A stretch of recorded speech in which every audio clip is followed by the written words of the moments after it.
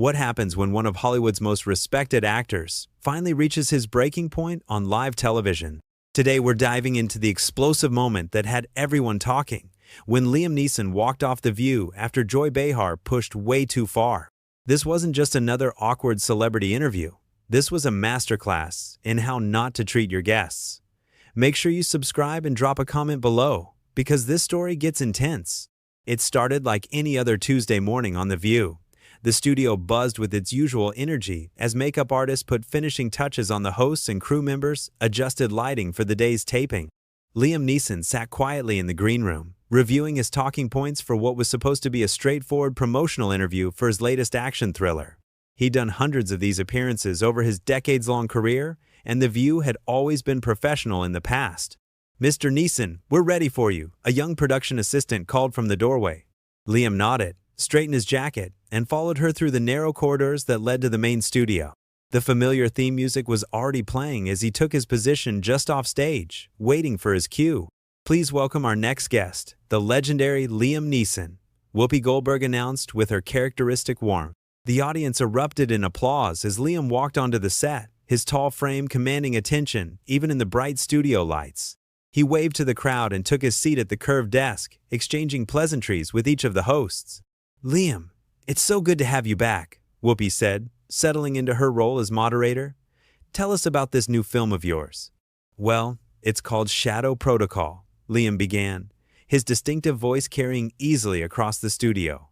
"I play a former intelligence operative who gets pulled back into the world he tried to leave behind when his daughter is kidnapped by a criminal organization he helped dismantle years earlier."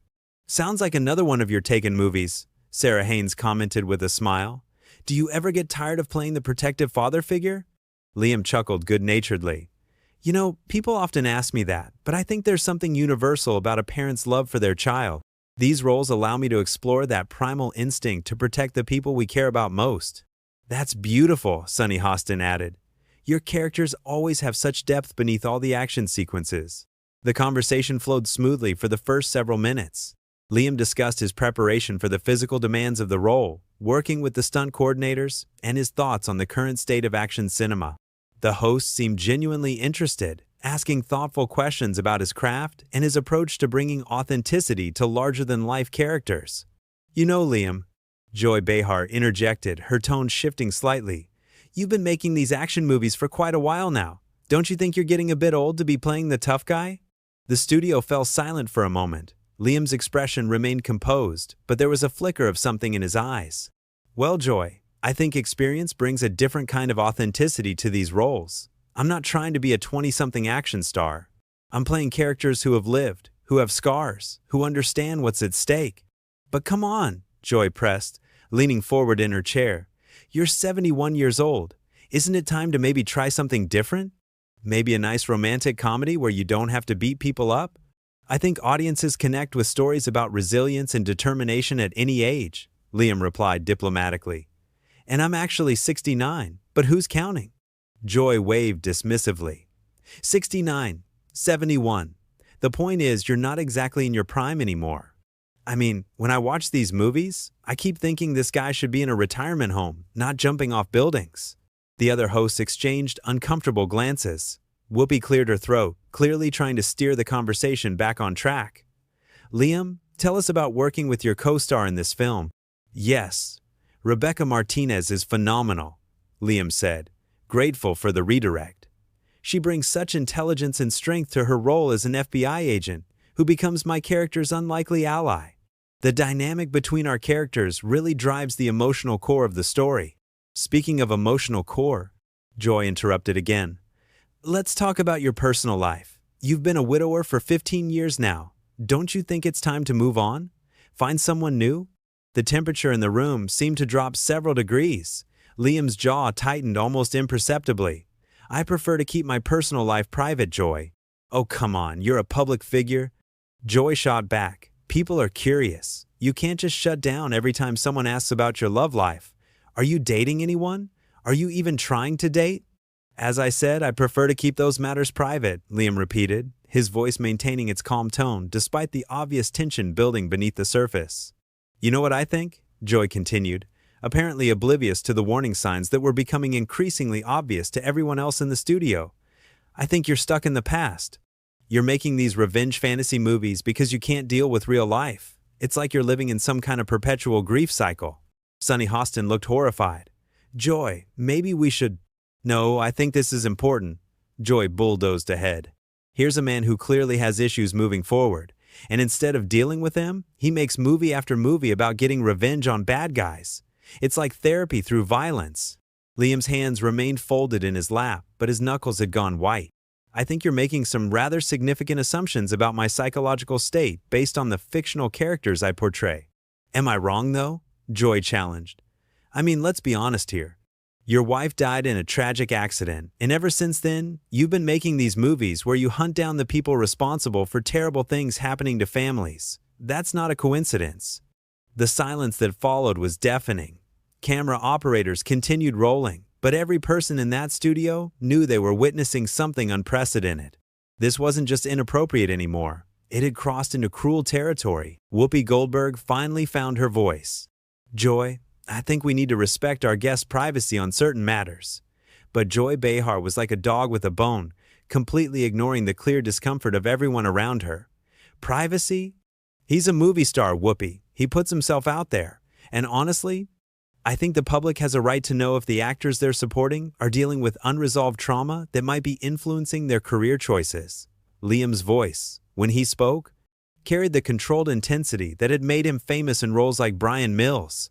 Miss Behar, with all due respect, you're not qualified to psychoanalyze me or anyone else on national television. I don't need to be a psychiatrist to see what's obvious. Joy retorted, her voice rising. You lost your wife in a skiing accident, and now you spend your time making movies about men who lose their families and go on killing sprees. It doesn't take a genius to connect those dots. Sarah Haynes looked like she wanted to crawl under the desk. Maybe we should talk about the technical aspects of the filmmaking process instead. No, I want to finish this thought, Joy said, holding up her hand to silence her co-host. Liam, don't you think your fans deserve to know that when they buy tickets to your movies, they're essentially paying to watch you work through your grief in the most violent way possible? The color had completely drained from Liam's face, but his voice remained steady. My personal experiences may inform my choices as an actor, but that's true for every performer. We draw from our lives to bring authenticity to our roles. But there's a difference between drawing from experience and being trapped by it. Joy pressed on relentlessly. When was the last time you took a role that didn't involve someone dying or being taken from you? When was the last time you played a character who was actually happy? I've done plenty of dramatic work that doesn't fit that description, Liam replied, though his patience was clearly wearing thin. Name one from the last 10 years. Joy challenged. Liam paused, and in that moment of silence, Joy pounced like a predator, sensing weakness. See? You can't, because you've pigeonholed yourself into this cycle of grief and revenge. And the worst part is, you're making millions of dollars off your own unprocessed trauma. Sunny Hostin looked absolutely mortified. Joy, this is really inappropriate. Is it, though? Joy turned to face the camera directly. Here we have a man who clearly hasn't dealt with his wife's death. And instead of getting proper help, he's channeling his pain into violent fantasies that he then sells to audiences worldwide. Don't you think that's worth discussing? Liam's hands slowly unclenched, and he placed them flat on the table in front of him. When he spoke, his voice carried a dangerous quiet that made everyone in the studio lean in despite themselves. My wife's name was Natasha Richardson. She was a brilliant actress, a devoted mother, and the love of my life. Her death was a tragedy that changed me forever. And yes, it influences my work because it influences who I am as a human being. Thank you, Joy said, as if she'd scored some kind of victory. That's all I was asking for. A little honesty about how your personal trauma shapes your professional choices. I wasn't finished, Liam said, and something in his tone made Joy's triumphant expression falter slightly. What you're doing right now, what you've been doing for the past 10 minutes, is using my grief as entertainment for your audience. You're treating the most painful experience of my life like it's a parlor game, something to be dissected and analyzed for ratings. Joy's defiance returned quickly. I'm asking legitimate questions about how personal experience influences artistic choices. This is what good interviewers do. Good interviewers show respect for their guests. Liam replied. They don't weaponize tragedy for shock value. Oh please, Joy scoffed. You're being way too sensitive. This is The View, not some puff-piece entertainment show. We ask tough questions here. There's a difference between tough questions and cruel ones, Liam said, his voice beginning to rise for the first time. You're not interested in my artistic process or my career. You're interested in watching me squirm while you poke at old wounds. Whoopi tried once more to intervene. Let's take a breath here and maybe move on to discussing the action sequences in the new film. But Joy was completely committed to her destructive path. I think what's really happening here is that Liam can't handle being called out on his pattern of behavior. He's used to doing these softball interviews where everyone just praises him for being such a great action star, and he doesn't like it when someone actually challenges him to think about what he's really doing. What I'm really doing, Liam said, his control finally beginning to crack, is trying to have a professional conversation about my work while you turn it into amateur psychology hour. See, there it is, Joy said, pointing at him as if she'd proven her point. You're getting angry because I'm hitting too close to home. This is exactly what I'm talking about. You can't separate your personal feelings from your professional choices, and that's exactly the problem. The audience had gone completely silent. Even the camera operators seemed frozen in place, unsure whether they should keep rolling or stop the carnage that was unfolding before them. This wasn't television anymore. It was a public execution disguised as an interview. You know what the real problem is, Joy? Liam asked, his voice dropping to that familiar dangerous whisper that audiences knew meant trouble was coming. The real problem is that you think being deliberately hurtful makes you an insightful interviewer. You think cruelty is the same thing as courage. I think honesty is important, Joy shot back. And I think celebrities who make millions of dollars off their personal trauma should be prepared to discuss it honestly when they come on talk shows to promote their work. And I think talk show hosts who use their platform to humiliate their guests should find a different line of work, Liam replied, his Irish accent becoming more pronounced as his anger built. The tension in the studio was now so thick it was almost suffocating. Every person present knew they were watching something that would be talked about for years to come, but nobody seemed to know how to stop it from spiraling completely out of control. Joy Behar leaned back in her chair with a satisfied smirk, completely oblivious to the fact that she had just crossed every possible line of decency. Look, Liam, I'm not trying to be mean here. I'm just doing my job as a journalist. Sometimes that means asking the hard questions that other people are afraid to ask. Your job as a journalist? Liam repeated, his voice barely above a whisper, but somehow more menacing than if he had been shouting. Is that what you think this is? Journalism? Yes, actually, Joy replied defiantly. Real journalism isn't about softball questions and promotional fluff. It's about getting to the truth, even when that truth makes people uncomfortable. Sarah Haynes made one last desperate attempt to salvage the situation. Maybe we could talk about your upcoming projects instead. But Joy wasn't finished with her assault. No, Sarah, I think this is important. We have a responsibility to our viewers to ask meaningful questions. And I think it's meaningful to explore how personal tragedy shapes artistic expression, especially when that expression consistently involves violence and revenge. Liam's hands had gone completely still on the table. When he spoke, his voice carried the cold precision of a man who had reached the absolute limit of his patience. You want to talk about responsibility to your viewers? Let me tell you about responsibility. Responsibility is treating your guests with basic human dignity. Responsibility is understanding that there's a difference between probing journalism and public humiliation. Oh, come on. Joy waved dismissively. You're being dramatic. I asked some tough questions about your career choices. That's what talk show hosts do. No, Liam said, and now his voice was rising steadily. What talk show hosts do is create an environment where their guests feel comfortable sharing their experiences. What you've done is turn my wife's death into a talking point for your entertainment value. Joy's expression shifted slightly, as if she was finally beginning to realize that she might have gone too far, but her pride wouldn't let her back down. I never said anything disrespectful about your wife. I simply pointed out the obvious connection between your personal experiences and your professional choices. You called my career a grief cycle, Liam shot back, his composure finally cracking completely. You suggested that I'm making money off unprocessed trauma? You turned the most devastating experience of my life into a punchline for your audience. Whoopi Goldberg looked frantically at the producers off camera, clearly hoping someone would step in to end this disaster. But the cameras kept rolling. "Liam, maybe we should take a commercial break," she suggested weakly. "No," Liam said firmly, his eyes never leaving Joy's face. "I want to finish this conversation since Miss Behar is so interested in getting to the truth." "You want to know the truth, Joy?" "The truth is that my wife was an extraordinary woman who brought joy and light to everything she touched. The truth is that losing her nearly destroyed me. And yes, it changed the way I approach my work because it changed who I am as a person." Joy opened her mouth to respond, but Liam held up his hand to silence her, his movement sharp and commanding. "The truth is that I choose roles that allow me to explore themes of loss and redemption because those themes resonate with me on a personal level. But the difference between acknowledging that connection and what you've done here today is the difference between insight and cruelty." "I wasn't being cruel," Joy protested, but her voice lacked its earlier conviction. "I was being honest about patterns I observed in your work." "Honest?" Liam's voice cracked with emotion and rage. "You want to talk about honesty? Here's some honesty for you.